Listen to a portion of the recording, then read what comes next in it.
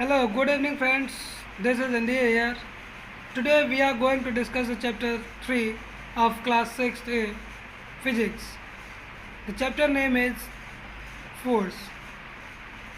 In, this is the second part of this chapter. In the first part we have discussed about force, adding force and type of forces. Okay. So here we are going to discuss the frictional force means a self-adjusting force. What do you mean by friction? First thing means आप friction यानी गुरुत्वाकर्षण से आप क्या समझते हैं?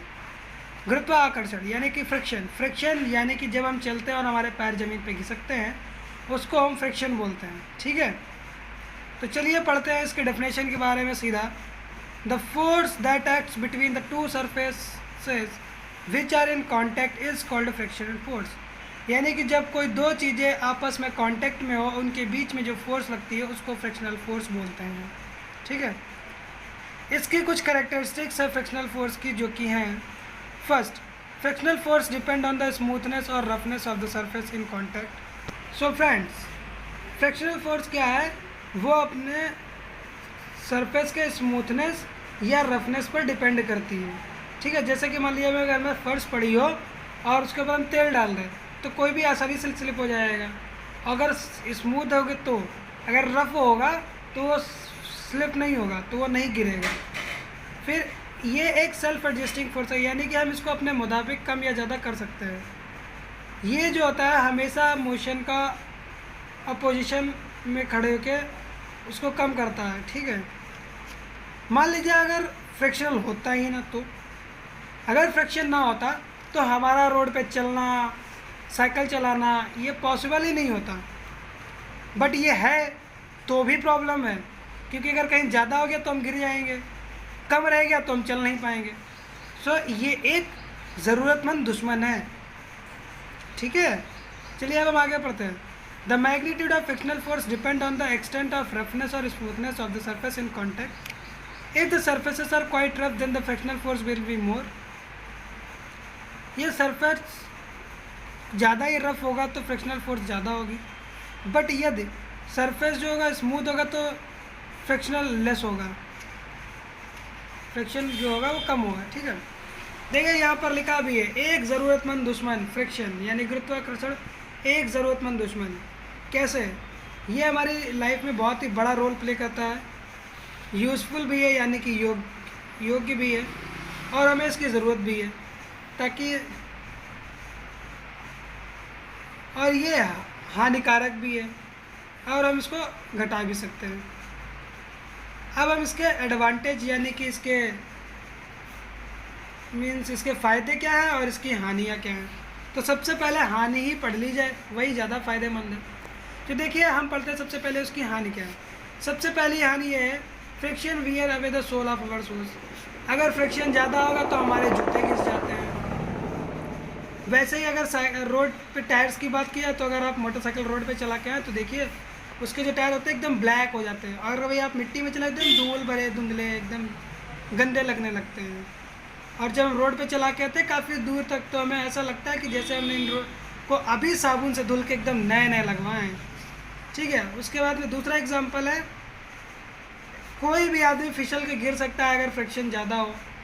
जैसे मान लीजिए फर्श है, मीन्स जो हमारा सरफेस है उस पर हमने बनाना का पिकल्स डाल दिए, तो अगर उस पर किसी का पैर पड़ेगा तो आसानी से स्लिप होकर गिर पड़ेगा. यहाँ पर भी ये दुश्मनी का काम कर रहा है, हमें गिरा रहा है, और ऊपर भी उसने हमारे जूते की नीचे की तलवी गायब कर दी, यानी तब भी वो दुश्मनी निकाल रहा है. अब अगला step, friction wear out the rubbing machine parts. Friction जो होता है वो घिसने वाले जो पार्ट्स होते हैं उनको बाहर कर देता है, यानी कि घिस घिस के उनको ख़राब कर देता है. अगर आपने कभी बाइक के चैन स्पॉकेट देखा हो तो आपने देखा, छोड़िए बाइक छोड़िए, साइकिल ले लीजिए, साइकिल के आप चैन देखिए, एक साइड ऐसे कर करके बना होता है और उसके ऊपर से चैन फंसी होती है ऐसे.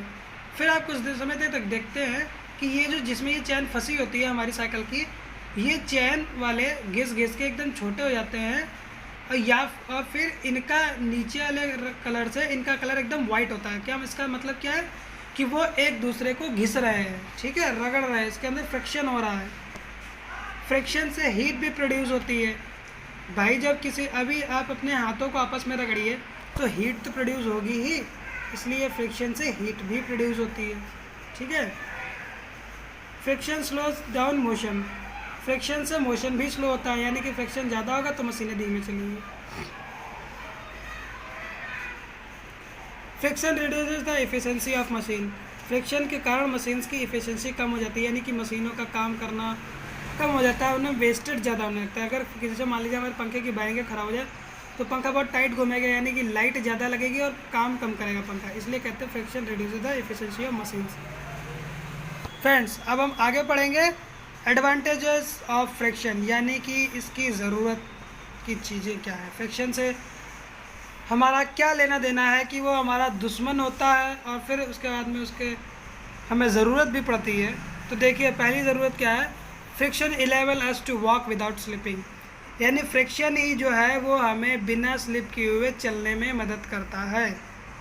अब अगर एग्जांपल लेते हैं, मानिए हम लोग कहीं ग्राउंड पर हों और बरसात हो जाए तो वो ग्राउंड स्लिपरी हो जाता है, अगर उस पर हम चलने की कोशिश करें तो हमारे पैर स्लिप होते हैं, यानी कि वहाँ पे फ्रिक्शन ज़्यादा होता है, बट फिर भी हम उस फ्रिक्शन को अपने हिसाब से बॉडी के हिसाब से बैलेंस करते हैं और चलना सीखते हैं। तो यहाँ पर भी हमारी फ्रिक्शन मदद करता है ताकि हम वहाँ पर अपने ग्राउंड पर चल सकें। ठीक है।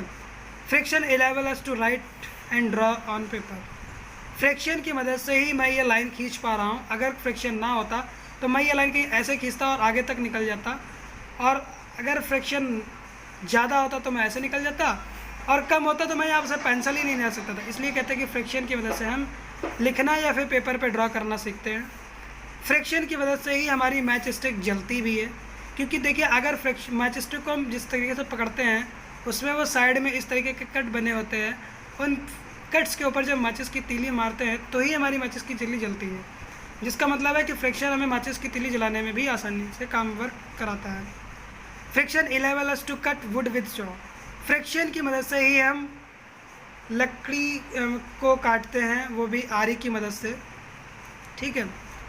फ्रिक्शन जो है वो हमें ब्रेक अप्लाई करने में मदद करता है और गाड़ी को स्टॉप करने में। फ्रिक्शन के बहुत से यूजेस हैं, फ्रिक्शन के एडवांटेजेस तो हमने 6 पढ़े, बट फ्रिक्शन के एडवांटेजेस हमने 5 पढ़े, उसके डिसएडवांटेजेस हमने 6 पढ़े। इसका मतलब ये है कि एडवांटेजेस कम है और डिसएडवांटेजेस ज़्यादा है, तो इसलिए फ्रिक्शन का यूज़ समय के मुताबिक, टाइम के मुताबिक अच्छे से करना हमें आना चाहिए। वो काम हम तब सीख पाएंगे जब हम इन पॉइंटों को ध्यान से समझ चुके होंगे। ठीक है। मैंने आपको ये समझा दिया है, आपको अगर लगता है कि अभी इसमें कोई कमी है तो आप कमेंट बॉक्स में लिख सकते हैं, या फिर आप इस वीडियो को दोबारा देख सकते हैं। आपको, मुझे विश्वास है आपको ये पूरा समझ में आएगा। चलिए अब हम पढ़ते हैं टाइप्स ऑफ फ्रिक्शन के बारे में। फ्रिक्शन 2 प्रकार का है, पहला स्टैटिक, दूसरा स्लाइडिंग। स्टैटिक फ्रिक्शन वो होता है जो रुकी हुई चीज़ों के ऊपर लगता है, या फिर ये कह सकते हैं कि वो किसी भी ऑब्जेक्ट को मूव नहीं कर सकता। तो डेफिनेशन यहाँ पर लिखी है, when a force is applied on a object to move it and it does not move, the force applied is balanced by the force of friction, this is called static force. यानी कि जब किसी object पे हम ताकत लगाएं उसे चलाने के लिए और वो ना चले, इसका मतलब क्या हुआ कि हमारी जो फोर्स अप्लाई की गई हमारे द्वारा, वो फोर्स ऑफ फ्रिक्शन के इक्वल हो गई, यानी कि वो ऑब्जेक्ट रुका रहा। स्टैटिक मीन्स हुआ रुकना, यानी कि वो ऑब्जेक्ट रुका रहा, तो यानी वो फोर्स वहाँ पे काम नहीं करी, तो इसलिए उसको हमने बोल दिया स्टैटिक फ्रिक्शन। स्टैटिक फ्रिक्शन तभी खत्म हो जाता है जब उसके अंदर स्लाइडिंग फ्रिक्शन होता है। ये चीज़ याद रखिए कि स्टैटिक फ्रिक्शन और स्लाइडिंग फ्रिक्शन हमेशा साथ में ही आते हैं। ठीक है। अब देखिए स्टैटिक फ्रिक्शन की डेफिनेशन, स्लाइडिंग फ्रिक्शन की डेफिनेशन क्या है, the minimum force required to make a body just to slide over the surface is equal to the sliding friction, यानी कि वो ताकत जिससे हम उस रुके हुए ऑब्जेक्ट को मूव करा सके उसको स्लाइडिंग फ्रिक्शन बोलते हैं। ठीक है। उसके आगे है रोलिंग फ्रिक्शन। रोलिंग फ्रिक्शन का एग्जांपल हम तब ले सकते हैं, जैसे मान लीजिए अगर आपने कभी भी किसी व्यक्ति को ट्रक में लकड़ियाँ भरते देखा हो, जस्ट लाइक इस तरीके से, तो वो लोग बड़े बड़े लकड़ियों के नीचे छोटे छोटे लकड़ियाँ डालते हैं और फिर एक साथ ताकत लगाते हैं, तो वो लकड़ी आगे फोर्स हो जाती है, आगे बढ़ जाती है। क्यों? वहाँ पर ये रोलिंग फ्रिक्शन का काम आता है। ठीक है। और अगर उसका दूसरा एग्जांपल देखें तो जब हम छोटे होते थे तो एक नीचे मतलब पापा से डिब्बे में पहिए वगैरह लगाते थे, फिर उसके ऊपर मिट्टी वगैरह रख के खींचते थे, तो वहाँ पर भी रोलिंग फ्रिक्शन का काम होता था। पहिए जो हमारे ये होते हैं, ये roller wheel, ball bearing, ball bearing, cylinder bearing, rubber tyre, ये सब हमारे रोलिंग फ्रिक्शन के ही एग्जाम्पल हैं। ठीक है, फ्रिक्शन को कैसे इंक्रीज़ किया जा सकता है? सबसे पहला मेथड है, टायर्स में हमें ब्लॉक्स बना देना चाहिए। जैसे कि यहाँ पर देखिए, जैसे मान लीजिए हमारा टायर है, तो हमें ऐसे कर करके इसमें ब्लॉक्स होते हैं ना टायर्स में, ऐसे, तो हमें ये ब्लॉक्स बना देने चाहिए, जिससे फ्रिक्शन इंक्रीज़ हो जाएगा और स्लाइडिंग को बच जाएगा। उसके बाद में हमें स्पाइक्स प्रोवाइड करनी चाहिए एथलीट्स और प्लेयर्स के लिए, जो फुटबॉल प्लेयर्स होते हैं। स्पाइक्स यानी कि शूज़ के नीचे, जैसे मान लीजिए ये शूज़ है, तो इसके नीचे छोटे छोटे बोल्ट्स लगा देने चाहिए, ताकि उन्हें ग्राउंड को पकड़ने में कोई दिक्कत ना हो और हम आसानी से रेस कर सके या फुटबॉल को किक कर सके। ठीक है, मशीन बेल्ट्स को हमें अच्छे मटेरियल से बनाना चाहिए। ठीक है, ताकि उनके अंदर फ्रिक्शन कम, उनका फ्रिक्शन बढ़ जाए और मशीन जो है अच्छे से काम करना चाहिए। इसके लिए एक लुब्रिकेंट का भी यूज़ किया जाता है, जिसको हम लोग बाइक के इंजन में डालते हैं, उस ऑयल को यूज़ करते हैं, ताकि मशीन के जो पार्ट्स होते हैं जहाँ पर हम अच्छे मटेरियल बेल्ट्स, मतलब जहाँ पर हम बेल्ट नहीं लगा सकते, वहाँ पर जो मशीनरी मटेरियल से जो बने होते हैं उसका यूज़ कर सकते हैं। मतलब देखिए, इंजन जो होता है उसके अंदर सारी रिंग्स वगैरह ही होती है, सारा मेटल ही होता है, और मेटल ही एक दूसरे मेटल से बंधा होता है, जिसके कारण उसमें ऑयल पड़ता है, फिर इंजन स्टार्ट होता है, फिर वो एक दूसरे को चलाना स्टार्ट करते हैं। तो उस प्रोसेस को स्मूथ करने के लिए हम बैरिंग्स लगाते हैं उसमें, और उन बैरिंग्स को ग्रीसिंग करते हैं और उसके अंदर एक लुब्रिकेंट ऑयल डालते हैं, जिसके कारण वो स्मूथ वर्क करते हैं। ठीक है, अगर फ्रिक्शन कहीं और बहुत ही ज़्यादा हो जाए तो फिर उसका कम करने का तरीका क्या है? फ्रिक्शन को कम करने के लिए हम उसके ऊपर लुब्रिकेंट्स को लगा देते हैं, अगर जब ज़्यादा हो जाए, और ग्रीसिंग कर देते हैं टायर्स के ऊपर। फिर friction can be reduce by using ball bearings in machines. हम ऐसी मशीन्स में बेयरिंग्स को डाल सकते हैं ताकि फ्रिक्शन कम हो जाए। और फिर friction can be reduce by using wheels to move object. Friction को हम तब यूज़ कर सकते हैं जब हम व्हील्स को, पहियों को लगा दें, और फिर उसमें स्ट्रीम लाइनिंग ऑफ बॉडी, अगर हम उस बॉडी को सीधा रखें, मीन्स कि अगर हम उस बॉडी को पॉइंटेड यानी कि नुकीली चुनीली साफ रखें, तो हम उसके फ्रिक्शन को रिड्यूस कर सकते हैं। फिर है limiting friction, means the maximum value of friction that can occur between two surfaces is called limiting friction. यानी कि फ्रिक्शन की जो सबसे ज़्यादा वैल्यू हो सकती है उसके बीच में, दो सरफेसेस के बीच में, उसको हम लिमिटिंग फ्रिक्शन बोलते हैं। ठीक है, ये लिमिटिंग फ्रिक्शन हम ऐसे नहीं पता कर सकते। हाँ, जैसे मान लीजिए हमें कहीं पे चलना है और वहाँ पर इतनी ज़्यादा फोर्स लग जाए कि हम गिर पड़े, तो कहेंगे भाई ये तो पहचान ही नहीं आया, भाई ये था क्या?